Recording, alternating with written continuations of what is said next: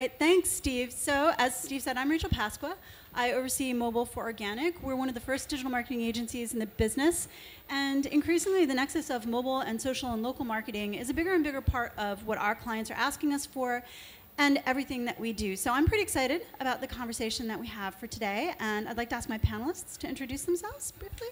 Hello, my name is Sean Beckner. I'm the founder and CEO of FrontFlip. We're based out of Kansas City. We are a customer engagement platform. So what we do for brands and retailers is they actually have their customers activate in the store. They do this by scanning a QR code that actually unlocks a digital scratch card that they use their finger to scratch off and reveal a prize. If they've won, the business can manage what those prizes are and the probabilities. And the nice thing for the businesses is they capture the customer's information when that customer scans. And then we enable targeted mobile outreach through push notification to those customers going forward. That's FrontFlip. Hi folks, Duncan McCall, co-founder and CEO of a company called PlaceIQ. So PlaceIQ is fundamentally an audience company, and lots of people say that. The way that we're actually quite different is we infer audience from the context of location, which feels like a setup for a lot of things that have been said today, but certainly feels like we're in an interesting space right now. What we do is we essentially profile locations. We don't profile users. We break the world up into a series of very hyperlocal tiles, about 100 meters by 100 meters, size of half a city block. We analyze all the information in those tiles, and we can infer from all of the public, free, open, some commercial proprietary information, the type of people who are present, the type of behaviors and activities, and how that changes over time. So now you can imagine as mobile advertising becomes increasingly location aware, you can use location as a really powerful way to be able to target. And of course, it's privacy friendly because there's no PII. We're not targeting individuals. We're targeting locations based upon the behaviors coming from those locations. Hi, everybody. I'm Johnny Startup, Twitter handle, John Valentine from Level Up. We are the app that allows you to pay with your phone on iPhone, Android, mobile web, any phone, any credit card, any debit card. We're all across the country. We've got 8 cities with feet on the street, including New York, since about 4 or 5 months ago. So show of hands, has anyone used Level Up to pay yet? Okay, a few people here and there. So hopefully you guys will go out into the city this afternoon, download the free app, link your card, and pay with your phone at one of the 250 places in New York where you can use your phone to pay. Hi, I'm Christine Van Dillen. I'm the VP of Global Accounts at Soli, and I execute campaigns on behalf of brands like Coca-Cola and Hershey's, typically loyalty campaigns all over the world. So we're doing 20 countries all over the world and loyalty specifically in Australia, Mexico, and the US. Hello, I'm Johnny Volkan, founder of a company called Anomaly, and we still make TV advertising. But we also do a lot in mobile and a lot in interactive. We're a fully integrated marketing business. We do work for people like Budweiser, Converse, Diageo, Nike, big brands. We're in New York, Canada, London, and Amsterdam. Thank you. All right, thanks everyone. So I'd like to tee up our conversation by saying that the idea for this panel came from me complaining to Steve a while back about how the check-in process makes me nuts. I am the prototypical desirable consumer because I belong to every loyalty program out there. I'm a business traveler, so every hotel, every airline, you name it. I'm also a mom and a housewife, so Babies R Us, Walmart, Wallbounce. I'm collecting points like a madwoman, except when I get up to the counter with my diapers and my milk and my orange juice and my paper towels and they say, do you have your CVS loyalty card? I just don't want to do it. It's just too much to pull that card out or to find it amidst the sea of cards or to try and get them to swipe it off my phone. So half the time, even though I want the points, I want the check-in, I want to do it, the barrier for me to do it is just too high in the moment. So that's my kickoff question. How can brands make it easier to get someone like me to check in consistently? Well, I'd say the first thing is they need to be on mobile, for sure. I think I think the time of people filling out loyalty cards, paper cards, and then getting a card from that, or having to try to go online from their smartphone, which is not a good experience, is kind of a thing of the past. And I think now there's a lot of options out there, but you need to be on mobile. I would say I wouldn't want you to check in. I really don't. Everyone up here is some sort of either mobile payments or loyalty or text messaging or TV, what have you. We're all driving towards the transaction. And so what I want you to do is use a platform in order to get you into a store or get you online or get you wherever you need to be to transact. So I, as a brand, should not necessarily care about the transaction so much as the mechanism that sends you to a store to buy something. Right, but what are those mechanisms? Sorry, Duncan, I was going to say, what are those mechanisms going to look like? Well, I think that's the key, right? So I think if you take this concept of a check-in, so if you separate out the constructs of your question and say, so I think loyalty is one thing. Now, they're all intertwined, but separate the loyalty card side. And you see recently, Andreas and Horowitz funded Belly, and there's all these new ways of aggregating together loyalty cards. And you take the check-in piece, I think, maybe some people share the view here, but check-in to me is sort of a bridge technology. The idea of mayorships and people going and checking into a physical place, and that's the reason to check in, I think is something that won't exist in its current form for too much longer. And I think you see companies have already pivoted away from that. Clearly, Foursquare is going to be fine, but themselves, they've already pivoted away. And I think it's clearly a very interesting piece of functionality, but I think it needs to be tied into a much broader sort of consumer value prop. Well, I think the other thing, too, with that is the mutual value aspect of it, and I think that's one of the things where Foursquare for so long, maybe it was from a social aspect, right? It's good for consumers. Businesses, we're trying to catch up to that, and I think that when you look at mobile, you look at loyalty, you look at mobile payments, there needs to be the benefit for the consumer, of course, but also needs to be that benefit for the business. And I think that, what John was leading towards, it's that data, right? It's the kind of the mesh, what data can you capture and how can you take action on that? Right, and so I think one of the things that we talked about individually was the idea of making things a little bit more preference-based and a little bit more proactive from the get-go on the customer's part. Make it simple for me to get that point, get that loyalty, work towards that mayorship in some sort of effortless way, whether it be through near-field communications or geofencing or some other sort of location-based mechanism, but making it more preference-based in the beginning so that I'm willing to volunteer information to you because you've made it clear to me what I'm getting in return. So like that quid pro quo. Because I think maybe in some ways that's kind of unclear for people. What's in it for me to share my information with you? We see it as a transaction, but do customers see it as a transaction? It should always be about incentives, right? And the consumer should feel the incentive, the store should feel the incentive, or the retailer. But I also, how would you prefer to share your preferences, right? Someplace you have to be able to stand up and say, hey, by the way, I am a mom, I'd like to buy diapers today. Mm-hmm. I think this is where the big owners of data are going to play out. And I think Facebook knows a lot about us. As if we believe that our likes are an indication of who we are as people, then I think you'll start seeing some kind of pseudo-intelligence that will offer us offers. And I think at the point where technology becomes more passive, and I think long-range NFC is a type of technology or those kind of things or GPS in some way that's going to know where I am, and I don't have to do anything, to your point, that I don't think it's about checking in anymore. It's about understanding that I'm in a certain place and I'm in a certain mindset, and therefore I might be open to a certain conversation or offer. And at the moment, I think a lot of the technologies are very invasive and very interruptive, and I think the phone is the last place where you want to start getting into an interruptive or abusive battle, hitting people with messages. I think it's about really being very nuanced and subtle in your approach to how you engage with people. I agree with the subtle piece, and I definitely agree with easy, because as you are right now going through loyalty cards on your keychain and freaking out because you've got too many and you can't fit it in your wallet or your pocket, a lot of the new initiatives that are going on, mobile payments, loyalty cards, is moving towards that way. You see the guys like Mogul and Swipely simply allowing people to opt in and use the credit card that they use already to make their payments and get points and rewards that way. You see mobile payment providers like Square and Level Up and Belly and others, on the loyalty side, Front Flip and Belly, where you just have one keychain or you just have one app that you use. So I think people need it to be so simple that they almost don't have to think about it for it to actually work. Well, I think that they're simple. I think that there's also the universal aspect of it, and that, when Pizza Hut came out with their mobile app, that's fine. I think I had it for a couple weeks, but then you have all these brands that have these mobile apps, and I don't want to have a bunch of loyalty cards, nor do I want to have a bunch of apps. I want to have that 1 or 2 apps that can work across brands, and I think that's an important aspect. Some kind of universal like a universal login for all loyalty programs.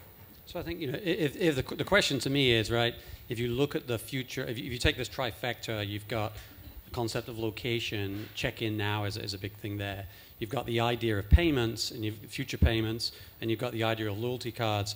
How can those all be combined together in one seamless way to provide actually a consumer value prop whereby I want to check in because I know it's connected to my payment, it's connected to my loyalty card in some way that earns me points. A lot of people who work towards it, right? You see that, I don't know, you guys are doing this, but you see the payments guys are innovating, the check-in guys are, the loyalty card guys are. I don't see anybody seamlessly tying that whole thing together yet in a way that's mainstream. But I think that is a very interesting mix of ingredients. What, tying it across multiple different types of check-ins, multiple different types of loyalty, like some form of aggregated check-in? Yeah, I mean, to me, I constantly scratch my head as to why, somebody said it earlier, a phone number, why MasterCard or Visa hasn't stepped in and said, look, a lot of people have our cards, it's a unique identifier, why don't we build a loyalty system off the back of that? And like you were referring to earlier, then we already have a bunch of preference information for people, right? Because we know what they buy. So let's pre-populate a profile for them. Let's build this around where you already have a loyalty program, air miles, whatever it may be, and let's ask them to actually fill in some information, because Facebook doesn't actually know. I'm not a heavy Facebook user. Facebook doesn't know I have 2 small children.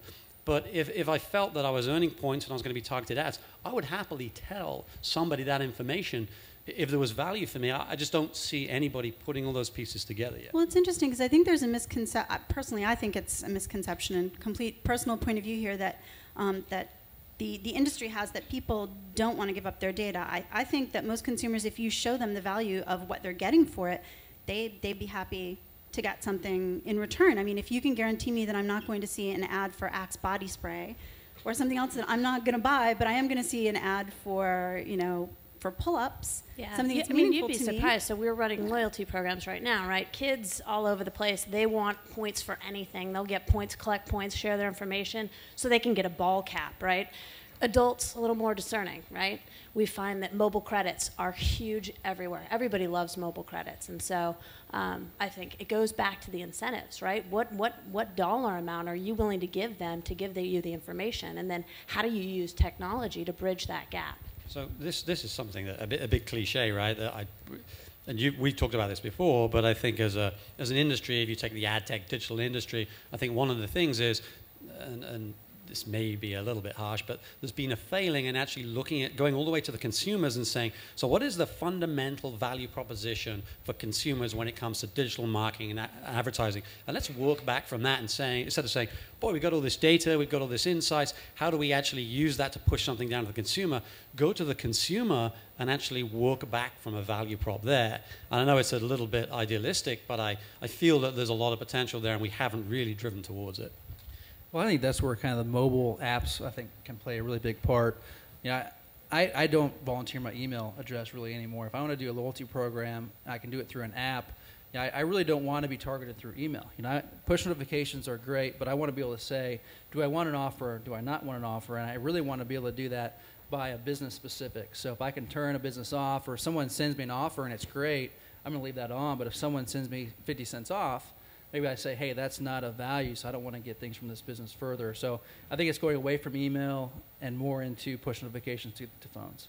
Yeah, I have to agree. I think that the realistic trend that might be a light at the end of the tunnel of all this is something where your communications between brand and consumer are based on preferences, presence, proximity, whether or not you're willing to receive something. I might be present. I might want that coupon in general. I might be there, but I might not be willing to receive it at that point in time. I think, those multiple layers of criteria are what could really be the holy grail of it all, but how do we get there? Right. I mean, it sounds like you're almost segmenting the distribution the same way you're segmenting a channel, right? You're figuring out who your consumer is, how they want to buy your product, and then how they want to receive your offers or how they want to receive loyalty points. I think that there's pressure on us to also show some kind of restraint, because I think there are many platforms where advertisers and marketers have entered and ruined it as an experience. And I think, once again, I'm a big advocate for defending the mobile device as a place where we should all be wary about how invasive we get, because I think there's a point at which you get into an incentives arms race and a points arms race, and everyone is offering increasing levels of points and scoring systems, and at some point it becomes meaningless. And at that point, what do you do then? It resets. And I think, from a retailer point of view, things like, the genie's not going back in the bottle, but everyone buys on discount. No one pays full price for anything, because you always know there's a discount around the corner, whether it's a daily discount through a gilt or a fab or the continuous sales. And I think adding another layer of mobile incentives creates another round of discounts. So if you're bricks and mortar retail, then check-in and that attached to couponing is something you must pursue, and at the same time could be another nail in the coffin of bricks and mortar retail and how it can stay alive. Johnny, I totally agree. The one question that we haven't touched yet was what's in it for the merchant. Because whenever you have coupons, incentives, scratch tickets, punch cards, it's all good and great. The punch card's been around since the dawn of the coffee shop. But at the end of the day, you've got to think, is the merchant actually seeing any ROI from this application, from this loyalty program, from this platform? And the thing that mobile is going to be able to do is separate the winners from the losers really quickly. Because now, all of a sudden, with our phones, with these apps, with the information that people are willingly giving to these loyalty programs, they're going to find out, these merchants are going to find out really fast what works and what doesn't. Can I drive more people through the door? Can I get them to come back and close the loop? Can I increase average ticket through this platform? And because of the data, merchants are going to start asking for it. Yeah, I think a really interesting thing along those points and talking with local merchants around the country is that they're all kind of going away from the daily deal. Now, of course, some of them are still doing it right. I mean, it's not going away, but they're kind of saying, hey, we want to do something that is more the customers that we have, right? How can I engage with my customers that are already in my business in a fun way, right? How can I capture that data? How can I control the prizes or the incentives that I'm offering out? But it all goes back to what John's saying, and that is, what's the data that you're capturing? How can you take action against that data? And how can you track the results and the ROI when you take action? And I think that's where it's all going, without a doubt. I think that's, I don't know how many years now, the people who've been in the local space, there's this kind of golden panacea of the local CRM, right, which has been around for so long, because there's so much local data, and the idea of, we're going to give these people the ability to manage their business. And of course, the biggest cliche in local is, local is sold, not bought, right? It's the guy in the cheap suit who comes in from the yellow pages, and that, in my naive mind, evolved to some sort of cute girl on a moped from Groupon who was selling a Groupon, right, and making it simple and just saying, just pay here. And I think slowly you start to see that transition into, the idea originally that you have to provide someone a web-based dashboard, and they're too busy running a coffee shop and selling bagels to go in and tweak their profiles. But now with mobile tools and making it simple, you start to see, I think, a little bit of the idea that is actually catching on. The merchants are feeling more empowered, but it's a very slow transition. Well, you couldn't really find out this information before. Some merchants didn't care. But now, if I could walk into a coffee shop who's using one of the loyalty programs and say, owner, I can tell you the top 10 places where your customers who come for breakfast for your coffee, where they go for lunch, because we have that data. You're looking to open up another coffee shop? I can give you the zip code where most of your consumers come from, because you might want to open up a new coffee shop there. So we're actually giving them data now that actually influences their business. And that starts to get pretty exciting. Yeah, and I think what you guys said about proximity and everything else is by moving away from email and moving into the push notifications, you're able to, let's face it, everywhere I go, my phone is there. If I'm eating, it's on the table, right? If I'm in the house, it's on the counter or it's in my pocket. When people communicate with me through my phone, as long as I've said, I want to receive information from you, they can touch me immediately. There's no delayed contact, right? And I think that's really powerful. As opposed to the folded, spindled, mutilated, 10-punch loyalty card that's in my wallet. Well, I'd be interested to know how many merchants really collected up those punch cards and said, I'm doing a statistical analysis to figure out where, because the data's always been there theoretically, and I wonder, Did the merchants Well, really doesn't care, everyone right? lose? Doesn't everyone lose that card by the time they get to like the 8th shake or the But the is there 9th some- burger? Like no one ever redeems that. But is there some accountant there going, your punch card collection, I've counted them up, and you retained this many customers? Or does it even make a difference? I mean, I don't know, right? They can't track it with those punch cards. I mean, it's just impossible. Right? You got Yeah. a name, and you got a name, and you know how many sales they've made. Assuming that they wrote us. I mean, so many you get, you get the card. They're going to put the punches. You put it in your wallet. So do they even care then, right? Do they really think there's a value prop I think there? that's where technology is finally getting to the point that they can start doing some things. It's giving them capabilities that they haven't had. And I think that through that dashboard, there's no doubt it's like Twitter. If you want to have an active Twitter account, you've got to work at it, right? If you want to have a Facebook wall for your business, you've got to work at it. And I think it's the same thing with in-store loyalty and engagement or payments. And it's going to take some amount of work and management. I think it's our job as the companies to make that easy. So is it really working for the merchants? Could we have some real world examples of where location, the check-in, whether it's implicit or explicit, is actually making a difference? Because we've made it clear that it can, but do you have examples where it has? So we're running campaigns in Mexico right now, and it's targeted toward micro-loyalty. What it allows the brands to do is actually target retailers in these kind of mom and pop shops in emerging markets, and then from there target the consumers. And we heavily use incentives to encourage the shoppers to opt into loyalty, and then we encourage the shopkeepers also through incentives. It doesn't go all the way back to the data. It's still very kind of rudimentary in these systems, right? They're very cash-based transactions, but they're using SMS to create these check-ins, right? They check in for offers, then they check in when they do a transaction. And they're checking in proactively? They are checking in proactively, and it's a longer leap for them, right? I would love to see these technologies become available in those types of areas so that I think, when you equate money to effort, right? The less the effort, the less money we would have to spend to acquire them as consumers and have them share their information. But it is working. We've had a lot of people opt in, a lot of shopkeepers participate, and we've been giving offers out. So I think, I know you're going to come on to it in a minute, but I thought earlier on one of the panelists was talking about the fact they checked into the hotel and they took their phone to the front to get a free umbrella. And the guys are, what the hell's Foursquare? What are you talking about? No, there's no umbrella here. To me, I have a problem seeing this concept of a specific check-in app really going mainstream. However, the idea of taking, let's theorize the new iPhone comes out and NFC is built in, and guess what? Last time I checked, just about every iPhone has a credit card associated with it. So now imagine I can go into a store and on the back of that menu is a 50-cent NFC tag, and maybe it's called check-in, maybe it isn't.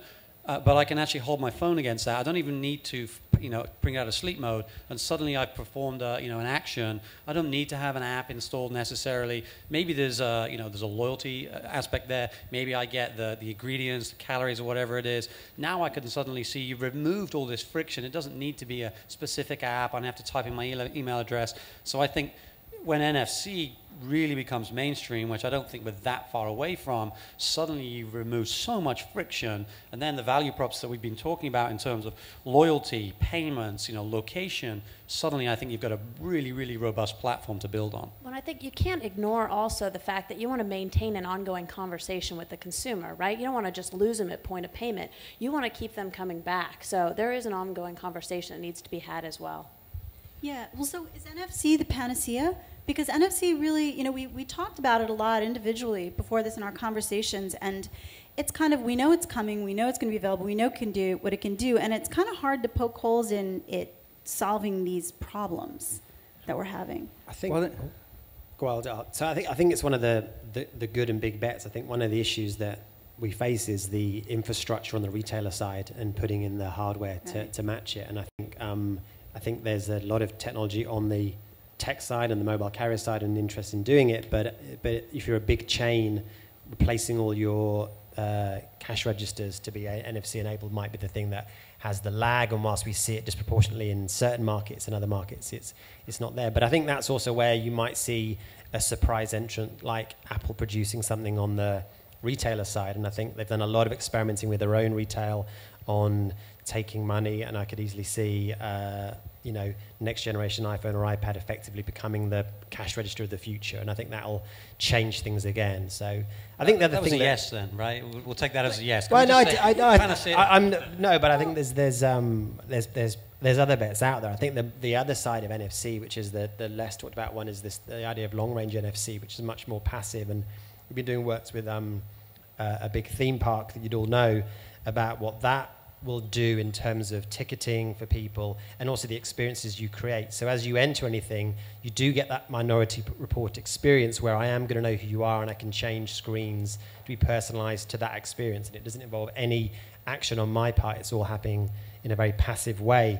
That's going to have lots of implications in terms of comfort and people's comfort with data, and I think we've done some research recently on mobile wallet, and we were surprised how many people believe that mobile wallet is very insecure as a concept, and their belief is, if I'm taking my phone out and waving it over this thing, surely someone can grab my data.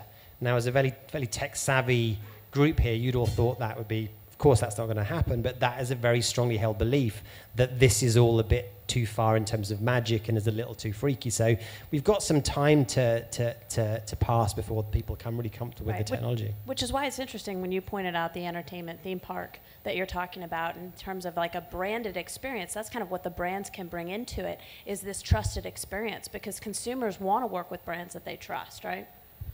Yeah, my thought is NFC still a couple of years away. It's almost, in my eyes, like it's nice to talk about the future, but until more than 0.5% of all mobile phones have NFC, if Apple comes out with their next iPhone or Samsung has a big push for NFC, it's just not feasible, right? You take a look at Google Wallet. They came out too early with not enough partners and with NFC, and people just didn't use it, even after tens of millions of dollars of advertising. So what I think is the winners are going to be those sitting up here and others that are working within the framework that we actually have right now on our mobile phones. And when NFC happens, they're already going to have the audience in the community. They can just turn on NFC and it'll work for them. Yeah, I'm definitely a big proponent of NFC. I think it's to make everything, all of our jobs easier once we have it. But I think it's also, I agree with John, it's a little ways out. I think that the business owners, retail shops out there, and even the software companies themselves will help build the infrastructure because it's valuable. So I don't have a concern with getting the NFC capability in retail. But I think it's really, at this point, it's more about Apple. And is Apple going to jump on board? Because if they don't, let's face it, there's going to be a different solution that's out there. So for me, it's not going to happen until Apple says it's going to happen. No, though. I think, personally, I think Apple will be the tipping point. But, there are lots of companies out there like ISIS that are making sort of, ancillary plug-in, NFC solutions. I personally, I think it's going to come faster than we think.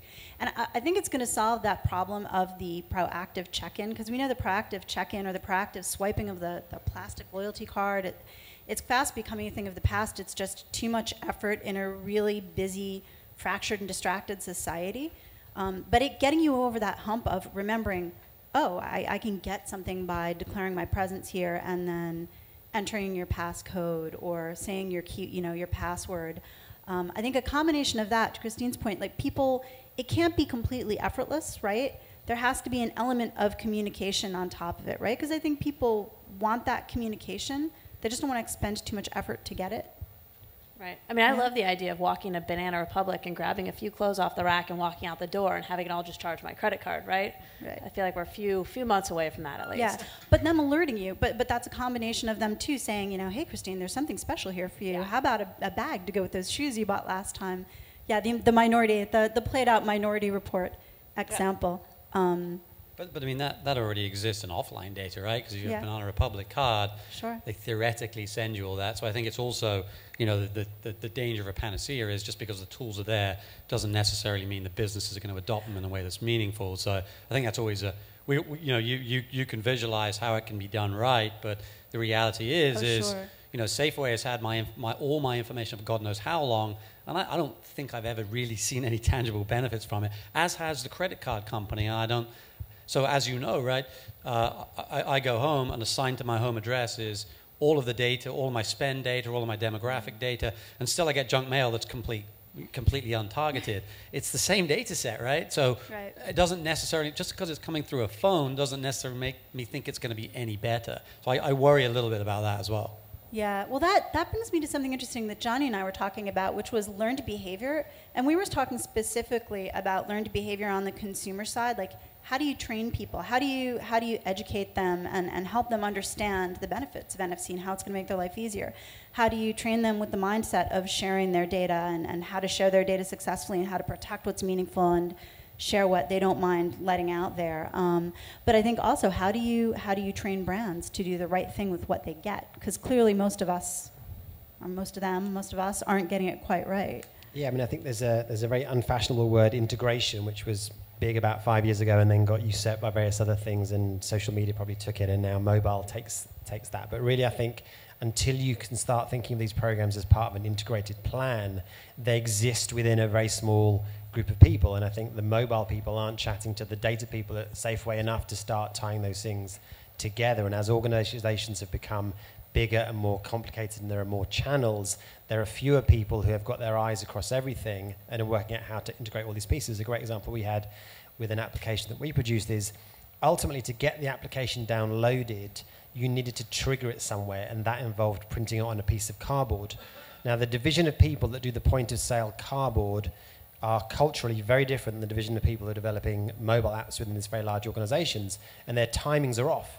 So the printed cardboard went to print months before the mobile application was developed, and therefore the mobile application launches into a void, and the printed cardboard then has to catch up 6 months later. So it's really silly little things like that probably are the things that break down and stop behavior. I think Foursquare's sticker is probably a really good example of a simple way to prompt that behavior, and you start seeing all the local markets, certainly in New York, you see where Square has done a good job of replacing that very old-fashioned retail sticker that goes on the windows that says Visa, MasterCard, Diners Club, etc. There's now a version of that with Square. The Square logo sits at the top and all the other card offering brands sit beneath it. It's those kind of very simple two-dimensional triggers that I think are still important, and it requires all of us to kind of have our finger in that pie as well as in the technical pie as well to make it happen. We've definitely seen that with our loyalty programs. It's the print marketing, and it has to be right at the point of sale. It has to be at the point of offer. It has to be where the consumer can see it. I mean, visibility is really key in that circumstance. So it's very difficult, especially when you're working with payments and attaching credit cards. You have to tell them what it is, get them to download the app, get them to register, put in their information, link a credit card, and then actually go use the product. So at the end of the day, there's a lot of steps there to get them to use it for the first time. But once you can get them to use it for the first time, well, it's off to the races, and hopefully you've delighted them enough so that they tell their friends. Yeah, and that brings you back to the whole point that Duncan first brought up, which was the whole idea of it's great if you get to that point, but then you have to repeat that across multiple layers, multiple markets. You, the consumer, across multiple cards. I think it's great if brands work together, right? Yeah. Also, that's not that's definitely something that we see in the future is brands working together to create kind of unified loyalty programs, so to encourage consumer behavior to operate a certain manner, right? Well, I think that's kind of where the universal aspect it really takes into effect. So, with you guys, for example, once someone downloads the app and attaches their credit card and uses it at one business, and there's other businesses that are local that they can then use it at and go. Similar with Front Flip, you download it the first time, and I think it's important for us to have something that can help incentivize consumers to do that. But part of that is showing the ROI, obviously, to the business and being able to, that's kind of where that mutual value comes in, right? It needs to be something that's good for the consumers and then really something that shows the ROI for the businesses. And then at that point, everyone's motivated.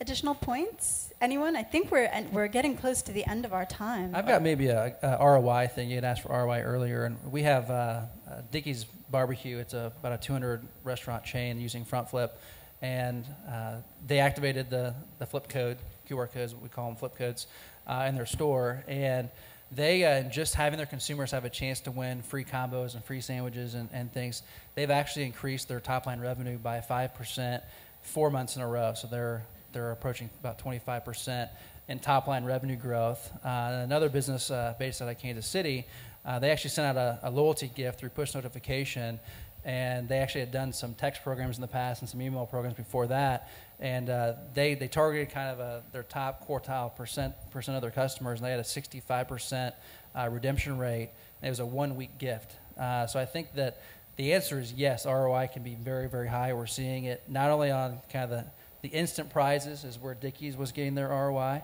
and then this other 54 Sheep Bar and Grill, they were getting it from that, but they're also getting it from that targeted mobile outreach for gifts. So I think mobile, you can show it. It's just being able to track it. So I'm going to sort of state the obvious conclusion from my perspective, right, which is I think you set out to ask the question to some extent, you know, from a brand, from an agency, from a vendor perspective, what do we think about check-ins, right? So what is this construct of a check-in? Is it going to, you know, break through into some mainstream thing, or is it going to evolve into something different? And I guess the way, this is just my opinion, the way I look at this is I'm not a big believer in the construct of the check-in app on its own. You know, I think Foursquare will be fine. They're already doing something different. Clearly, everybody else in the space has either died or moved on to other areas. So I think that, you know, the question is, how does the concept of a check-in meld with payments, loyalty card, and all these other tools out there to be able to enable a new type of relationship between brand, advertiser, and consumer that's targeted, that starts to get towards this, you know, the dream of one-to-one permission-based marketing. And I think we're no way are we there yet, but we have suddenly a bunch of the technologies. NFC could be not a panacea, but could be a really powerful platform for that to enable. But I think there's a ton of work to educate merchants, to educate brands, because it's still completely, you know, blue sky, unknown, but interesting time. It's still very Wild West. And I think it would be naive. We know that all media evolves, and it evolves faster and faster every year. So it would be naive of us to think that the check-in as we know it now is going to be the check-in that we'll know it as 6 months from now. But I think we've gotten a glimpse of what it's going to evolve into, and some of the things that it will take to get there. I think location as a whole, as a feature within applications, as opposed to the check-in as a standalone application, is really exciting for a lot of people, because before it was really difficult to drive this sort of data that location allows for, with you guys especially. And now we're going to be able to take this data and use it in ways that have only before been used, you know, data used for online shopping carts, right? There's hundreds of applications out there for data, kind of manipulating purchases online, but now we can take these data points that we've garnished from location and use that to actually influence behavior. And that's sort of the kind of the carrot that everyone is looking at right now. Yeah, I mean, I think for me, I think that the check-in is important, has been important, but I think it really comes to life as a mass phenomena beyond media interests and associated experimenters.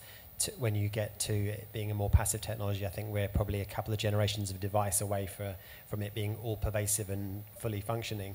But that's 18 months away, 2 years away in terms of the meaning of that, and I don't think we'll call them check-ins. It'll just be about understanding where you are and what you're thinking and what you're doing. And I think the other side of the equation is knowing where you are is one thing, but knowing what mood you're in is going to be the other missing piece, because is it appropriate to have that conversation? And I think, you know, you've seen time and time again offers turning up at the wrong time and just disappearing in a vacuum. So I think working out that other part of the equation about am I ready to receive an offer? Is it appropriate to interrupt somebody with an offer, or do they want that offer at that time? Is the other part of the equation we're still waiting on.